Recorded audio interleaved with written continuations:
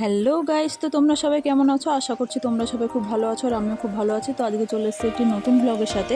তো সকালবেলায় তো সরস্বতী পুজো করলাম, তো এখন হচ্ছে প্রায় সন্ধেই হয়ে গেছে, এখন যাবো ঘুরতে। তো চলো যাওয়া যাক, আর কী করছি সবটাই তোমাদের সাথে শেয়ার করবো।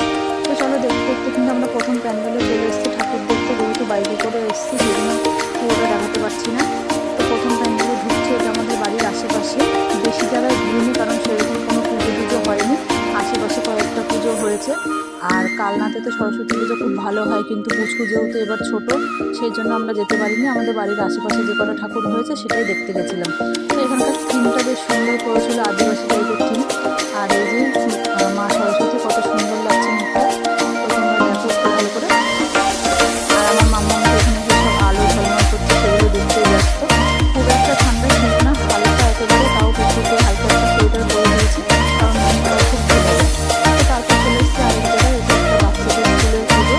তো এখানেও শুধু ঠাকুরটা তোমাদের সাথে শেয়ার করলাম।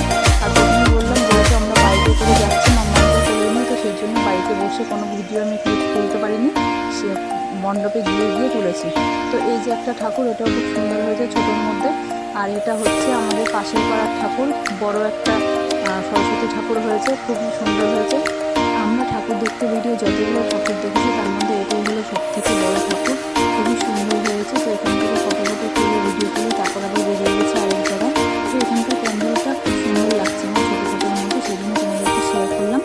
আর ঠাকুরটাও খুবই সুন্দর হয়েছে, ঠাকুরটার ডিজাইনটা, ঠাকুরটা একদম অন্যরকম হয়েছে, খুবই সুন্দর। তো আমরা বেশি ঠাকুর দেখিনি, বাড়ি চলে এসেছি 1 ঘন্টার মধ্যে। এটা হলো একটা ছোট বাচ্চারা পুজো করেছে সেই ঠাকুর, তারপরে বাড়িতে চলে এসেছিলাম। এই যে আমাদের ঠাকুর, যেটা আমাদের ঘরের সামনে পুজো হয়েছে।